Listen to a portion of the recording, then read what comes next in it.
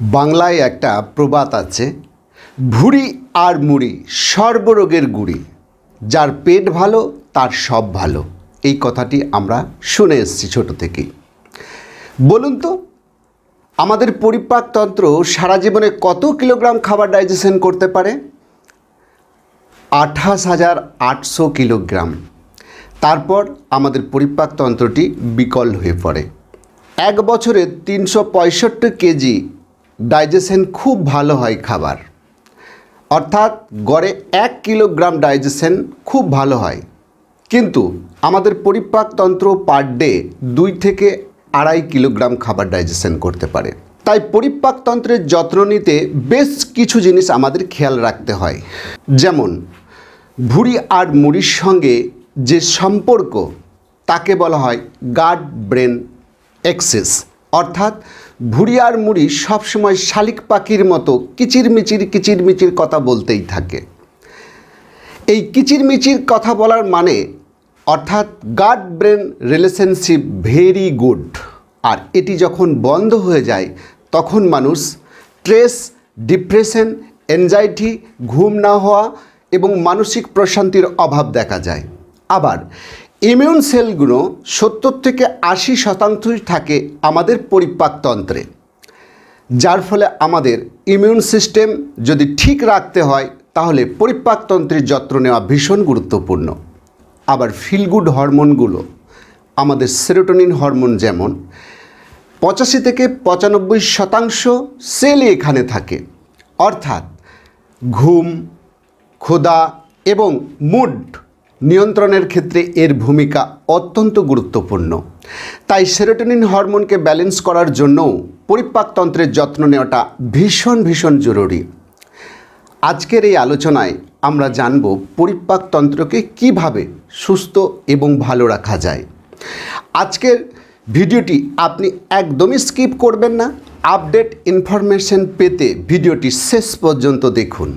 আমরা আজ আলোচনা করব বেশ কয়েকটি বিষয়, যেমন আমাদের পরিপাকতন্ত্রকে কিভাবে পুনর্জীবিত করা যায়, কোন কোন খাবারগুলো আমাদের পরিপাকতন্ত্রের শত্রু এবং বন্ধু সেটা আইডেন্টিফাই করব, গুড ব্যাকটেরিয়া এবং ব্যাড ব্যাকটেরিয়া ব্যালেন্স করে কিভাবে পরিপাকতন্ত্রকে সর্বোচ্চ স্তরের কাজ করানো যায়, প্রিবায়োটিক, প্রোবায়োটিক খাবার এবং এগুলো কিভাবে শুধু আমাদের মুড সুইংকে নিয়ন্ত্রণ করে না, মানসিক প্রশান্তি পেতেও সাহায্য করে, এবং প্রিবায়োটিক এবং প্রোবায়োটিক ফুড কোনগুলো সেগুলো আমি বিস্তারিত জানাবো সুন্দর গাট হেলথের জন্য।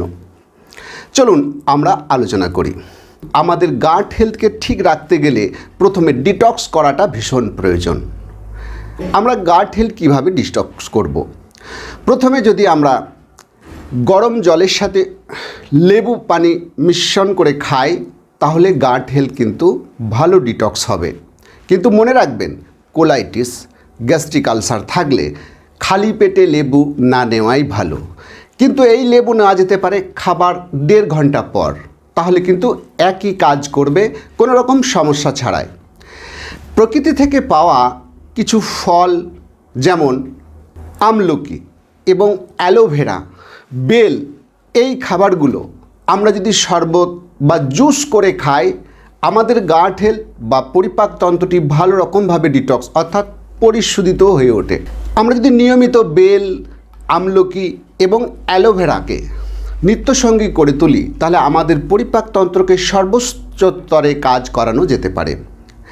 এবং 1 গ্লাস জলে 5টি এলাচ, 5টি লং এবং পরিমাণ মতো যদি দারুচিনি মিশিয়ে এই জলটা ফুটিয়ে আধা গ্লাস করে যদি ঠান্ডা করে আমরা পান করি তাহলে কিন্তু আমাদের গাট হেলথ ভালো রকম ডিটক্স হয় এবং মেটাবলিজমও বুস্ট হয়। অনেক সময় মেটাবলিজমের কারণে দেখবেন কিছু মানুষ অনেক খাবার খায় তবু তাদের ওজন বাড়ে না, আবার খাওয়া দাওয়া কমিয়ে দিয়েও ওজন কমে না। এই সমস্যা থেকেও আপনি বেরিয়ে আসতে পারেন। অর্থাৎ ওয়েট ম্যানেজমেন্টের ক্ষেত্রে আপনার পরিপাকতন্ত্রটি মজবুত এবং শক্তিশালী হওয়া ভীষণ জরুরি।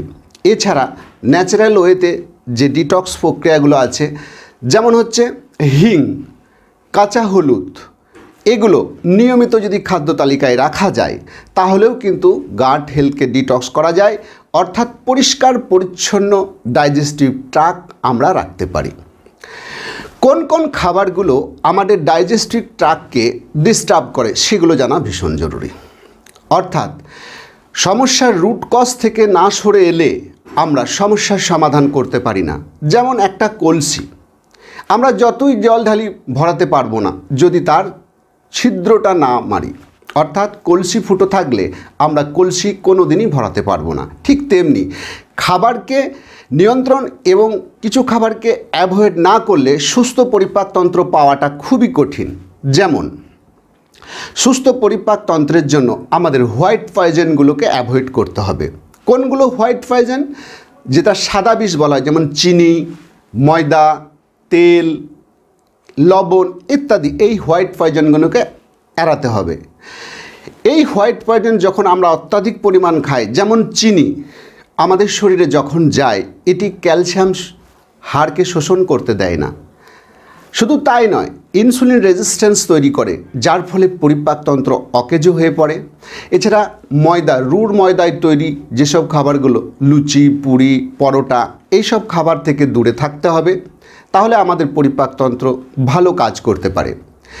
এবং তেল, আমাদের পরিপাকতন্ত্র 20 মিলিগ্রাম তেল ডাইজেশন করে ফেলতে পারে। এর চেয়ে যখনই বেশি হবে তখন কিন্তু সেটা ডাইরেক্ট ফ্যাট কনভার্ট হয়। তাই সাদা তেল বা যে কোনো তেল, অত্যাধিক তেল থেকে দূরে থাকতে হবে। এবং লবণ এমন একটা কম্পোনেন্ট যেটা শরীরে বেশি গেলে সেটা ক্ষতিই করে, আবার ব্যালেন্স না করলে সেটা আবার কাজও করে না। অর্থাৎ সোডিয়ামকে শরীরে ব্যালেন্স করতে হবে, তাহলে পরিপাকতন্ত্র খুব ভালো কাজ করবে। Number 2, fast food, junk food, process food, ultra process food, soft drinks, cold drinks ইত্যাদি সব ড্রিঙ্কসগুলোকে অ্যাভয়েড করতে হবে হেলদি ডাইজেস্টিভ ট্র্যাক্ট পেতে গেলে। এছাড়া অ্যালকোহল, স্মোকিং, যেগুলো ডাইজেস্টিভ হেলথ একদমই পছন্দ করে না, ওভার ইটিং, এগুলো একদম মানানসই নয় আমাদের পরিপাকতন্ত্রের সঙ্গে।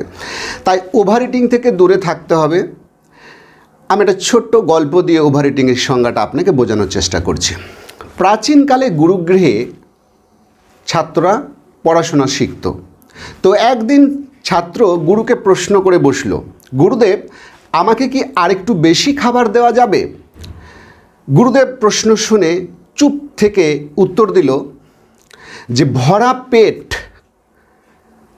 তোমার শরীরে রোগগুলোকে আনবে, আর খালি পেট তোমার শরীরের রোগগুলোকে খাবে। বৎস, চয়েস তোমার, তুমি কি চাও? যখন এই প্রশ্নের উত্তর পেয়ে শিষ্য বুঝে গেল যে ওভার ইটিং বা বেশি খাওয়া স্বাস্থ্যের পক্ষে ক্ষতি, তখন শিষ্য কিছু উত্তর না দিয়ে আবার নিজের কক্ষে ফিরে এসেছিল। তাই ওভার ইটিং থেকে দূরে থাকতে হবে পরিপাকতন্ত্রকে ঠিকঠাক রাখার জন্য। তাহলে আমরা জানলাম কোন কোন খাবারগুলো অ্যাভয়েড করতে হবে। এবার জানবো কোন কোন খাবারগুলো আমরা যদি অ্যাড করে নিই আমাদের ডেলি ডায়েটে, আমাদের পরিপাকতন্ত্রটি সর্বোচ্চ স্তরের কাজগুলো করতে পারবে। পরিপাকতন্ত্রকে ভালোভাবে যত্ন নিতে গেলে আমাদের ফাইবারে ধ্যান দিতে হবে। ফাইবার হলো সম্পূর্ণ প্রাকৃতিক পদার্থ, অর্থাৎ তন্তু বা আঁশ। এটা সরাসরি ডাইজেশনে ভূমিকা না থাকলেও ডাইজেস্টিভ হেলথকে সাহায্য করে ভালো পরিপাকতন্ত্রকে কাজ করানোর জন্য। অর্থাৎ ফাইবার আমাদের শরীরে 25 থেকে 35 গ্রাম প্রত্যেক দিন প্রয়োজন, সলিউবল এবং ইনসলিউবল মিলিয়ে। ফাইবারের কাজটা ঠিক এমন, আমরা সবাই শুনেছি কংসকে বধ করার জন্য যেমন কৃষ্ণ গিয়েছিল, সাথে বলরাম গিয়েছিল। বলরাম সরাসরি কিন্তু কংসবধে অংশগ্রহণ করেনি, কিন্তু পাশে ছিল, অর্থাৎ একজন সহযোদ্ধা হিসেবে পাশে ছিল। তেমনি পরিপাকতন্ত্রকে সাহায্য করার জন্য ফাইবারের বিকল্প ভাবাই যায় না। ফাইবার একদিকে যেমন খাবার ডাইজেশনে সাহায্য করে, অন্যদিকে ডাইজেস্টিভ ট্র্যাক্টকে পরিষ্কার রাখতে সাহায্য করে। আমরা কোন কোন খাবারগুলো থেকে পর্যাপ্ত পরিমাণ ফাইবার পেতে পারি? যদি শস্যের মধ্যে বলি তাহলে লাল চালের ভাত, লাল আটার রুটি, ফলমূল, প্রাকৃতিক শাক সবজি এবং দানা শস্যের মধ্যে ছোলা, মটর, মটরশুঁটি এবং ডাল শস্যের মধ্যে পেতে পারি মুগ, মসুর এবং ছোলার ডাল ইত্যাদি। এছাড়াও আমরা ফাইবার যথেষ্ট পরিমাণ পেতে পারি ওটস থেকে।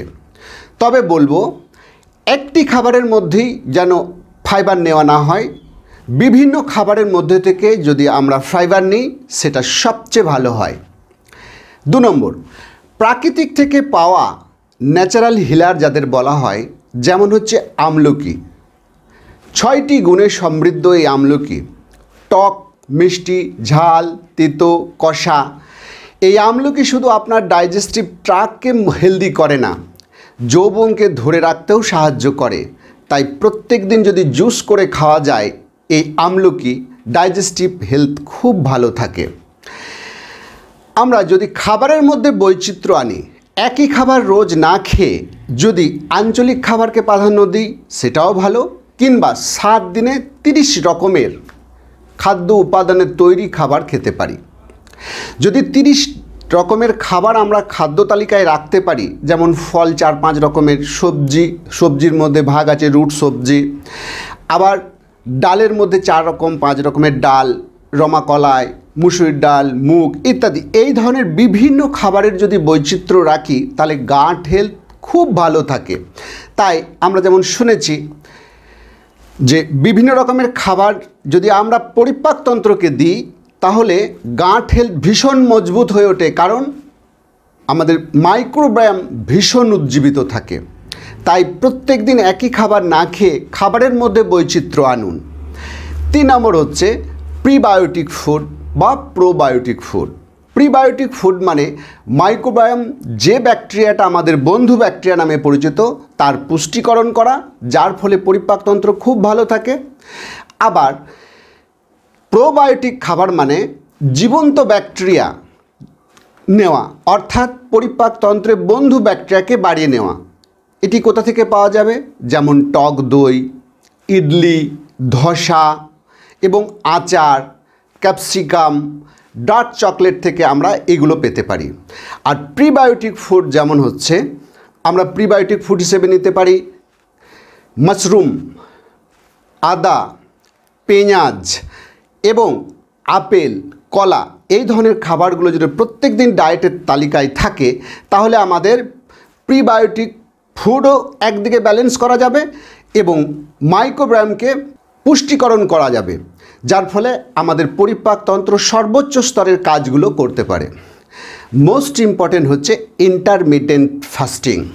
তবে প্রথমেই বলে নিই, ইন্টারমিটেন্ট ফাস্টিং আপনি কত ঘন্টা করবেন এটা অবশ্যই একজন এক্সপার্টের কাছ থেকে জেনে নেওয়া ভালো। আপনি যদি 12 ঘন্টা ইন্টারমিটেন্ট ফাস্টিং করেন আপনার ওয়েট ম্যানেজমেন্ট জার্নি ভীষণ সুন্দর হবে। 14 থেকে 16 ঘন্টা ইন্টারমিটেন্ট ফাস্টিং করলে আপনার অ্যান্টি এজিং লুক এসে যাবে। আবার 16 থেকে 18 ঘন্টা ইন্টারমিটেন্ট ফাস্টিং করলে জীবনের বসন্তটা শতবর্ষ ধরে রাখা যাবে। কিন্তু বিশেষ দ্রষ্টব্য, উইদাউট নলেজ এবং এক্সপার্টের অনুমতি ছাড়া এই ইন্টারমিটেন্ট ফাস্টিং না করাই ভালো। এরপর আসছে ঘুম এবং জল। পর্যাপ্ত পরিমাণ জল খাওয়া আমাদের গাট হেলথের ক্ষেত্রে ভীষণ উপযোগী। আমাদের মাইক্রোবায়াম যে বন্ধু ব্যাকটেরিয়া যদি সঠিকভাবে কাজ পেতে চায় তাহলে পর্যাপ্ত পরিমাণ জল পান করাটা অবশ্যই উচিত। যেমন 1 লিটার জলের জন্য 20 কেজি বডি ওয়েটকে হাইড্রেট করে, অর্থাৎ যদি 60 কিলো বডি ওয়েট হয় তাহলে 3 লিটার জল পান করাটা ভীষণ ভীষণ গুরুত্বপূর্ণ। তাই জল পর্যাপ্ত পরিমাণ পান করুন। অবশেষে বলবো ঘুম।